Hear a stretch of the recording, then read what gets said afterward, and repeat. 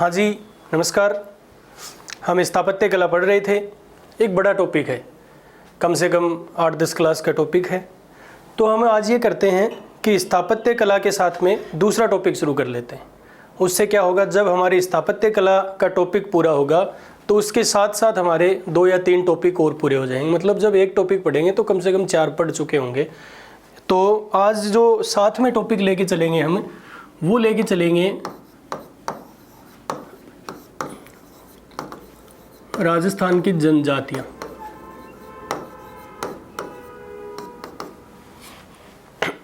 आज का हमारा टॉपिक है राजस्थान की जनजातियां।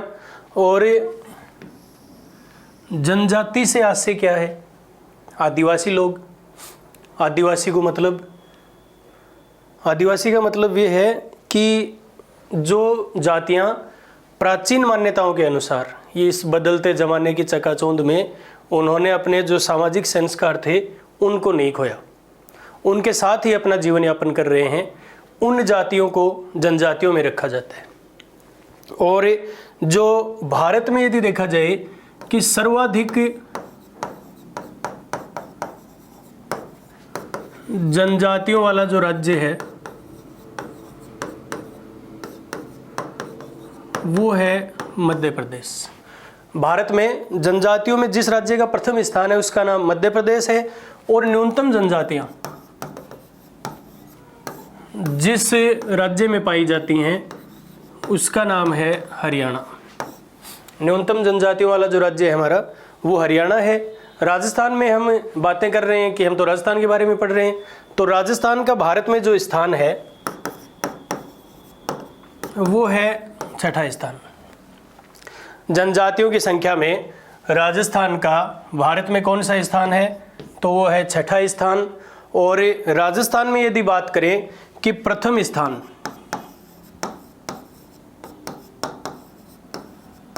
यानी राजस्थान में सर्वाधिक जनजातियों वाला जो हमारा जिला है उसका नाम है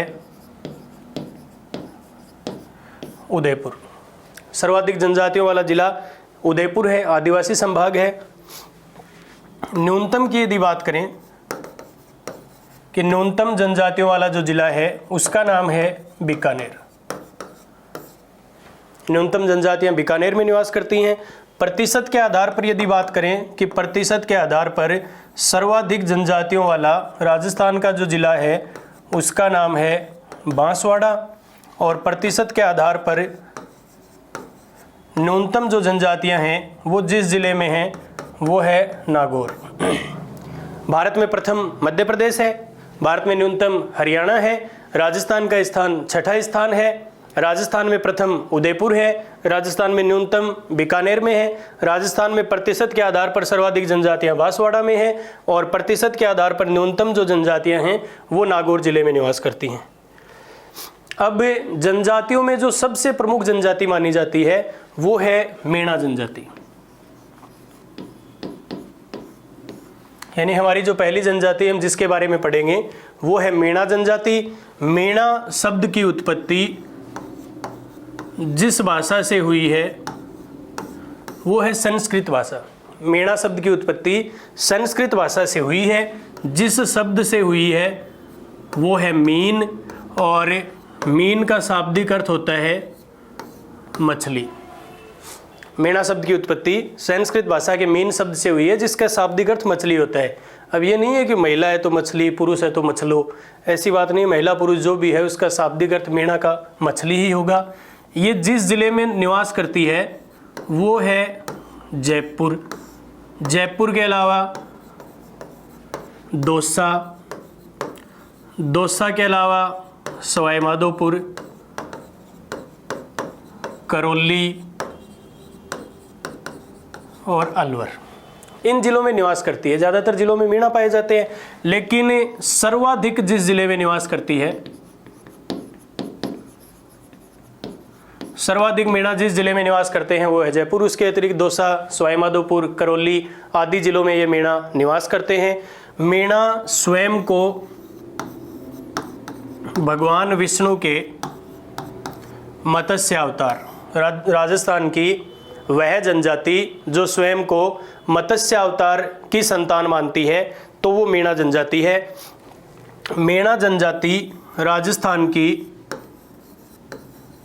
सबसे प्रमुख जनजाति है। सभी जनजातियों में सबसे प्रमुख जो जनजाति है वो मेणा जनजाति है। और यह जनजाति जनसंख्या की दृष्टि से भी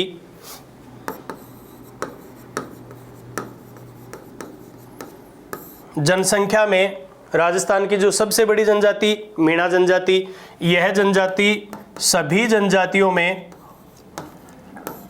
सर्वाधिक शिक्षित है। सबसे ज़्यादा नौकरी लाग रही है यानी सबसे समृद्ध है। और नौकरी लाग के शहरों में मकान बना लिया यानी शहरों में रहने वाली जनजाति है। राजस्थान की सबसे प्रमुख, जनसंख्या में सबसे बड़ी, सर्वाधिक शिक्षित, सबसे समृद्ध और सर्वाधिक शहरों में निवास करने वाली जो जनजाति है वो मेणा जनजाति है। मेणा जनजाति में चित्रकारी की एक प्रथा पाई जाती है जिसे मोरनी मांडना कहा जाता है। कई बार पूछा गया क्वेश्चन है कि मोरनी मांडना प्रथा का संबंध कौन सी जनजाति से है, तो हमारा जवाब होगा मेणा जनजाति। मेणा जनजाति के एक गुरु जिनका नाम है जैन मुनि मगर सागर, मेणा जनजाति के गुरु जिनका नाम है जैन मुनि मगर सागर, उनके द्वारा एक पुस्तक लिखी गई जिसका नाम है मेणा पुराण। मेणा पुराण नामक पुस्तक मगर सागर के द्वारा लिखी गई थी। इस पुस्तक में वो कहते हैं कि ये जो जनजाति है इसके गोत्र हैं 5200 और इसकी खेप हैं 24। राजस्थान की वह जनजाति जो 5200 गोत्र और 24 खेप में विभक्त है, उस जनजाति का नाम है मेणा। इसे 2 वर्गों में बांटा गया है। एक जमींदार मेणा, दूसरे हैं चौकीदार मेणा। मेणा जनजाति के 2 वर्ग हैं, जमींदार और चौकीदार मेणा। जमींदार मेणा यानी जो खेती का कार्य करते थे, चौकीदार यानी राजा महाराजाओं के यहाँ जो उनका खजाना था उसमें चौकीदारी करते थे, उसे चौकीदार मेणा कहा गया है। इन दोनों में जो श्रेष्ठ है वो है जमींदार मेणा। मेणा जनजाति 2 वर्गों में विभक्त है, चौकीदार और जमींदार, और इसमें सर्वश्रेष्ठ है जमींदार मेणा। मेणा शब्द की उत्पत्ति संस्कृत के मीन शब्द से, जिसका शाब्दिक अर्थ है मछली। यह जयपुर जिले में सर्वाधिक, इसके अलावा दौसा, सवाईमाधोपुर, करौली, अलवर आदि जिलों में निवास करती है। भगवान विष्णु के मत्स्य अवतार की संतान मानती है।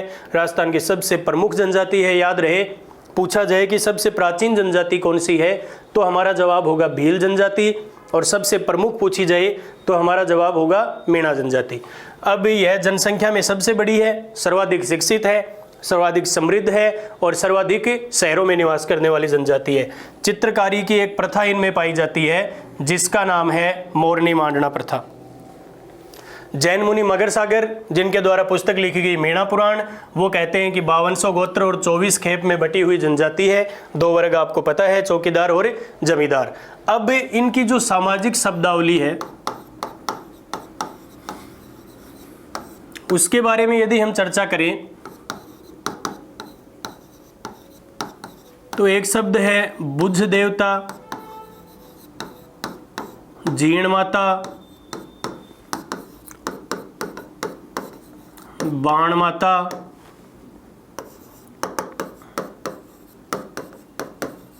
रामेश्वरम,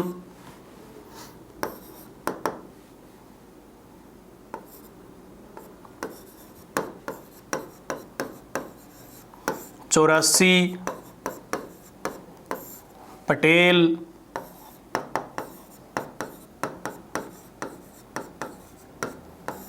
बडालिया, कागली,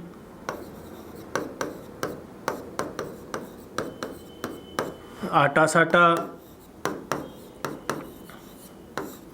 मेलनी,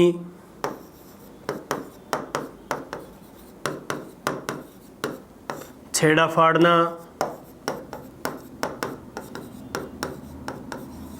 झगड़ा राशि,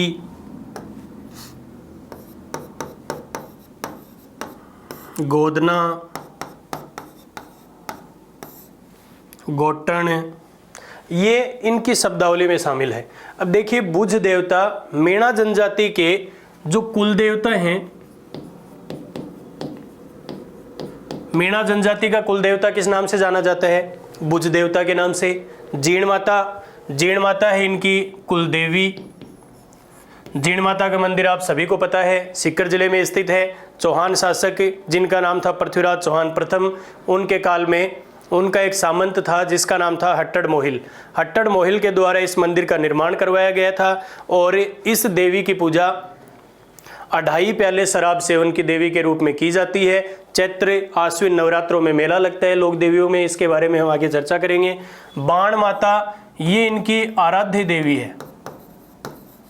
एक तो होती है कुल देवी या देवता, एक होता है आराध्य देवी या देवता। कुल देवी का मतलब या देवता का मतलब होता है जो हमारे प्राचीन काल से यानी पीढ़ियों से चले आ रहे हैं, आपके दादाजी, आपके पिताजी, आप और जो आने वाली पीढ़ियां उस देवी या देवता को पूजते जाएंगे, वो आपका कुल देवता या देवी है। आराध्य से मतलब ये है कि आप किसी भी देवी देवता की पूजा कर सकते हैं। कोई तान बताओगे कि राजस्थान पुलिस में है, यदि साला सराड़ा की स्वामने बोलोगा तो लाग जाओगा, जनाते साला सर की बोल दो। फिर तान कोई बताओ नहीं जीण माता सुना है तो ते जीण माता की भी बोल दो। मतलब समय के अनुसार, परिस्थिति के अनुसार आराध्य देवी देवता बदलते रहते हैं।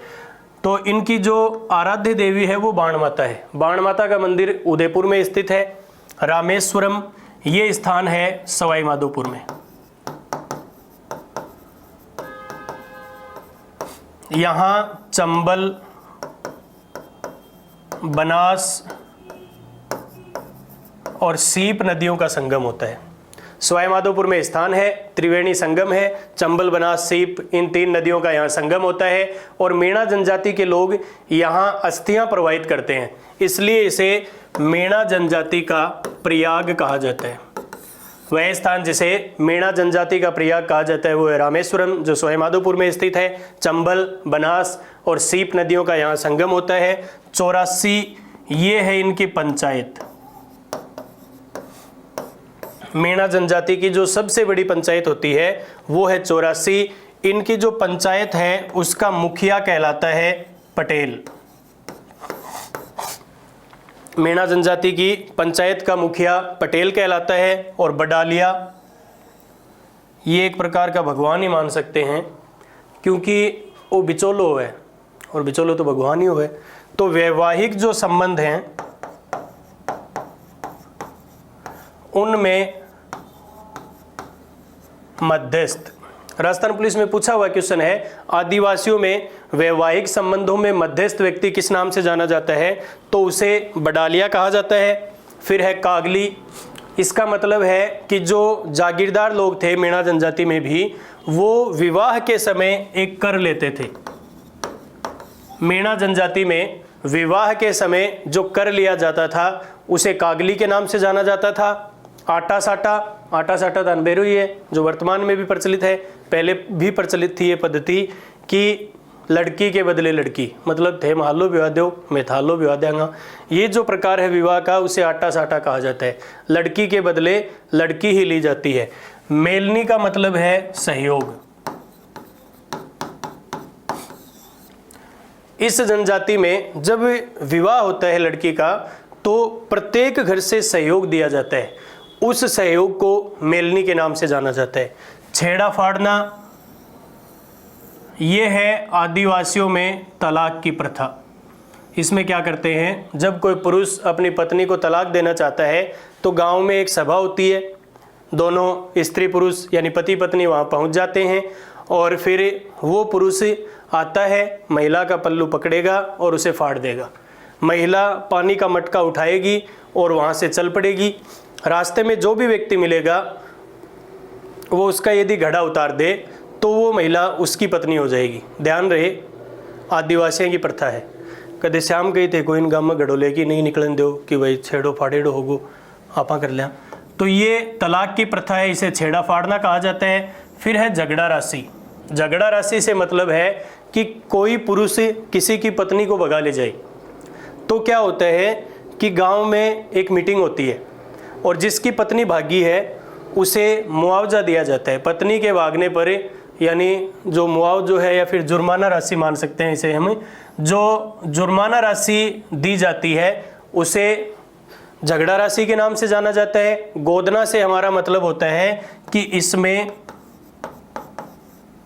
पति पत्नी अपने हाथों पर एक दूसरे का नाम लिखवाते हैं और ये नाम लिखवाने की प्रथा गोदना कहलाती है। फिर है गोटन। मेणा जनजाति में जो फ्रेंड सर्किल है यानी इनके मित्र और जो सहेलियां हैं उनका जो समूह है उसे गोटन के नाम से जाना जाता है। इनका कुल देवता भुज देवता कहलाता है। कुल देवी जीण माता है। आराध्य देवी बाण माता है। रामेश्वरम सवाईमाधोपुर में है। चंबल बनास सीप नदियों का संगम होता है। इसे मेणा जनजाति का प्रयाग। सबसे बड़ी पंचायत 84। पंचायत का मुखिया पटेल। वैवाहिक संबंधों में मध्यस्थ व्यक्ति जिसे बडालिया कहा जाता है। विवाह के समय जो कर लिया जाता है वो कर कागली कर कहलाता है। आटा साटा विवाह की पद्धति है जिसमें लड़की के बदले लड़की, मतलब ये गुनिया कि छोरी घोड़ी पर बैठ के जाएगी, छोरी नहीं पहले होगी। इसका मतलब ये है कि जब आपस में कि हालन थे विवाह दो थालन में विवाह देंगे, ये प्रकार है। मेलनी का मतलब है विवाह में सहयोग करना। अपने नहीं गुनिया जहाँ राग लगे पातल पाड़े हुए, ये सहयोग करे एक दूसरे को। छेड़ा फाड़ना तलाक की प्रथा है। जब किसी की पत्नी भाग जाए तो उसे पंचायत के द्वारा जो जुर्माना राशि दिलवाई जाती है उसे झगड़ा राशि कहा जाता है। पति पत्नी अपने शरीर पर एक दूसरे का नाम लिखवाते हैं, उसे गोदना कहा जाता है। मित्र व सहेलियों का समूह है, गोटन के नाम से जाना जाता है। ये हमारी पहली जनजाति थी जिसका नाम है मेणा जनजाति। अब दूसरी जनजाति की हम चर्चा करें तो वो जनजाति है भील जनजाति। ग्राम सेवक का पेपर भी है परसों, क्या पता जनजातियों में से क्वेश्चन वहाँ भी मिल जाए क्योंकि ये टॉपिक ग्राम सेवक में भी है। तो दूसरी जनजाति हमारी है भील जनजाति। इस भील शब्द की उत्पत्ति जिस भाषा से हुई है वो है ग्रीक भाषा। जिस शब्द से हुई है वो है भिल्लू, और भिल्लू का जो शाब्दिक अर्थ होता है वो है तीर चलाने वाला। भील की उत्पत्ति ग्रीक भाषा के भिल्लू शब्द से, जिसका शाब्दिक अर्थ है तीर चलाने वाला। जिस जिले में सर्वाधिक निवास करती है उसका नाम है उदयपुर। सर्वाधिक भील जनजाति कौन से जिले में पाई जाती है? उदयपुर में पाई जाती है। इसके अलावा ये जनजाति डूंगरपुर और बांसवाड़ा, भील जनजाति डूंगरपुर बांसवाड़ा सर्वाधिक उदयपुर में पाई जाती है। ये मानते हैं कि हम महादेव के संतान हैं। वह जनजाति जो स्वयं को मत्स्य अवतार मानती है वो है मीणा। स्वयं को महादेव मानते हैं, महादेव की संतान मानते हैं, वो है भील जनजाति। महाभारत काल में इस जनजाति को निषाद कहा गया है, यानी रात्रि में विचरण करने वाला। महाभारत काल में इन्हें निषाद कहा गया है। राजस्थान इतिहास के पिता जिनका नाम है कर्नल टोड, कर्नल टोड ने इस जनजाति को वनपुत्र कहा है। क्वेश्चन आया हुआ बहुत बार बहुत से एग्जाम में कि कर्नल टोड के द्वारा कौन सी जनजाति को वनपुत्र के नाम से जाना गया है, तो वो है भील जनजाति। महाभारत काल में इन्हें निषाद कहा गया है। स्वयं को महादेव के संतान मानते हैं। यह जनजाति राजस्थान की सबसे प्राचीन जनजाति है। राजस्थान की सबसे प्रमुख मीणा, राजस्थान की सबसे प्राचीन भील जनजाति है। यह जनजाति राजस्थान की दूसरी प्रमुख जनजाति है, यानी पहली प्रमुख है मीणा। मीणा के बाद जो दूसरी प्रमुख जनजाति है उसका नाम है भील जनजाति। और भील जनजाति में जो मेवाड़ के जो शासक होते थे उनका जो राज्याभिषेक करता था वो जो सरदार होता था वो भील सरदार होता था। इसी वजह से मेवाड़ का जो राज चिन्ह है उसमें एक व्यक्ति का चित्र है जिसका नाम है पुंजा भील। मेवाड़ के राज चिन्ह में किसका चित्र बना हुआ है? तो वो है पुंजा भील। मेवाड़ शासकों को राज्याभिषेक करने वाला भील सरदार होता था। राजस्थान की दूसरी प्रमुख जनजाति है, राजस्थान की सबसे प्राचीन जनजाति है। इसकी शब्दावली की यदि हम बात करें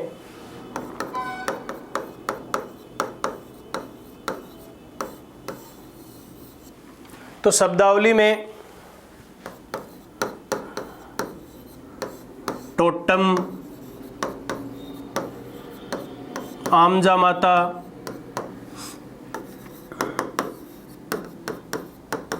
भराड़ी,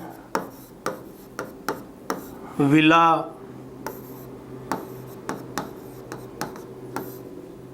वालरा, चिमाता, दजिया, मावड़ी, टापरा, कू, पाल या फिर फलां, पालवी, तद्वी या फिर वंसाओ,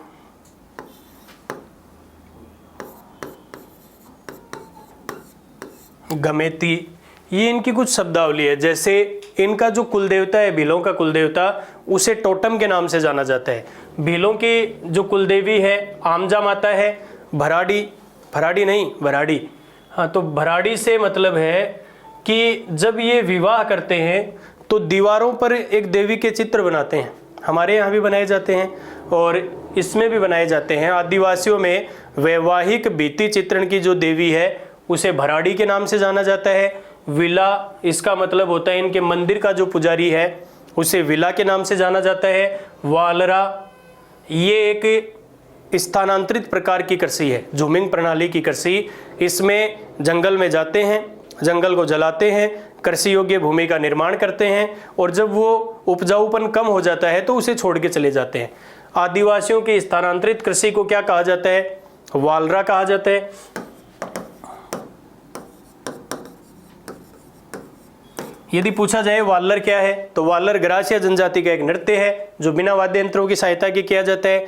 चिमाता और दजिया, ये भी कृषि के प्रकार हैं। चिमाता यानी माता को मंदिर कोई पहाड़ी पर लादा है, तो पहाड़ी भागों की जो कृषि है, आदिवासियों में जो पहाड़ी कृषि है उसे चिमाता कहा जाता है। अब पहाड़ी पर कृषि कर ली तो नीचे मैदानों में आ जाएंगे। जो मैदानी भागों की कृषि है उसे दजिया कहा जाता है। मावड़ी, तो मावड़ी से मतलब है इनकी जो शराब होती है, आदिवासियों की जो शराब है उसे मावड़ी कहा जाता है। टापरा, थाने भी बेरो, आपने भी टापरा ही, घरान टापरा कहीं, इनके जो घर हैं उन्हें टापरा कहा जाता है। कू का मतलब है इनके घरों का समूह है। आदिवासियों के या फिर भीलों के घरों का जो समूह है उसे कू कहा जाता है। पाल या फलां, इनके जो गांव होते हैं आदिवासियों के उसे पाल या फिर फलां कहा जाता है। पालवी, तद्वी या फिर वंसाऊ। पाल का जो मुखिया है उसे पालवी, तद्वी या वंसाऊ कहा जाता है और गमेती जो संपूर्ण गांव का मुखिया होता है उसे गमेती के नाम से जाना जाता है। इसके अलावा आदिवासी या फिर भील, ढेपाड़ा, आदिवासियों की या भीलों की एक धोती होती है, तंग धोती यानी टाइट फिटिंग की जो धोती बांधे, बिनखे ढेपाड़ा। खोयतू वस्त्र है, पुरुषों का है। कमर की लंगोटी, भीलों की लंगोटी को खोयतू कहा जाता है। खपट्टा, ये भीलों का साफा होता है।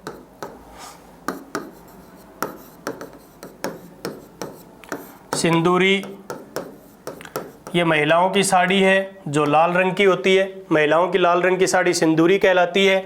पीरिया,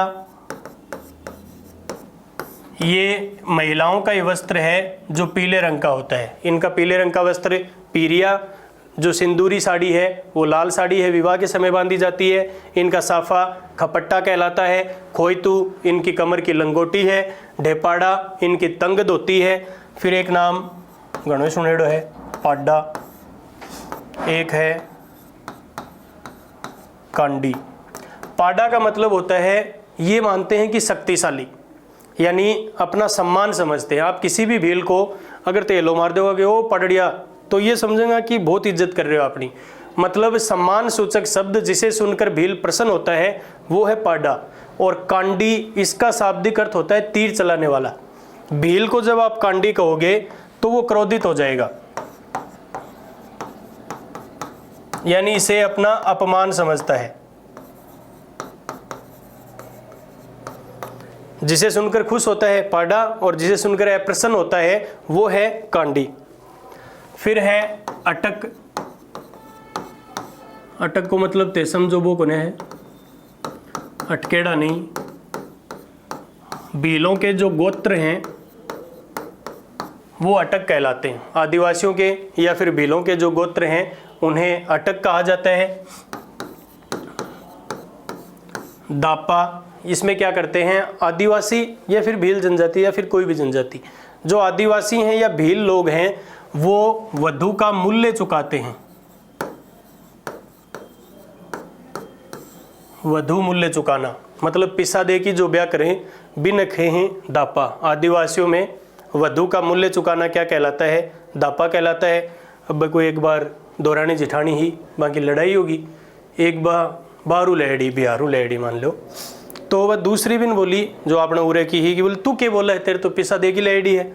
जनाबा बोली चीज़ा का पिसा ही लगे हैं, तेरे भर की आऊँ फरीम। तो आदिवासियों में जो वधु का मूल्य चुकाते हैं उसे दापा के नाम से जाना जाता है। अब है इनके विवाह है, मतलब कौन सा ब्याह करें, तो एक तो विवाह करें हरण, एक विवाह का प्रकार है सेवा, एक प्रकार है परविक्षा और एक है हाथी वेडो।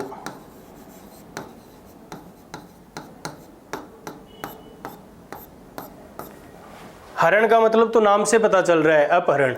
लड़का लड़की भागकर विवाह करते हैं वो विवाह कहलाता है हरण विवाह। विवाह का जो सबसे निम्नतम प्रकार है, सबसे नीच प्रकार है वो हरण विवाह माना जाता है। फिर है सेवा विवाह। सेवा विवाह में क्या होता है कि लड़का लड़की के घर चला जाता है कि उसके माता पिता की सेवा करेगा, कि मतलब आंटी जी और अंकल जी की सेवा कर देसी हूँ, अगर कटका काट देसी हूँ, आंटी जी यदि जेवड़ो लिया दिखा तो मैं बरोटी उठाऊँ गैल गैल ही भाग जाऊँ। ये काम यानी लड़का लड़की के माता पिता की सेवा करता है। परविक्षा विवाह है, इसमें वो कोई ऐसा कार्य करता है कि ये लगे कि लड़का बहादुर है, यानी साहस का परिचय देगा, ये विवाह कहलाता है परविक्षा विवाह है। हाथी वेडो, इसमें वनस्पति यानी एक प्रकार की कोर्ट मैरिज ही मानो, वनस्पति यानी जंगल में जाते हैं और इनके जो पवित्र वृक्ष हैं जैसे पीपल, बांस, सागवान, इनके जो पवित्र वृक्ष होते हैं पीपल, बांस, सागवान, इनको साक्षी मानकर जो विवाह किया जाता है उसे हाथी वेडो विवाह कहा जाता है। आज की कक्षा में हमने 2 जनजातियां पढ़ ली हैं, एक है मेणा, दूसरी है भील। आगामी जनजातियों के बारे में हम चर्चा करेंगे कल की कक्षा में। आज के लिए इतना ही, धन्यवाद, नमस्कार।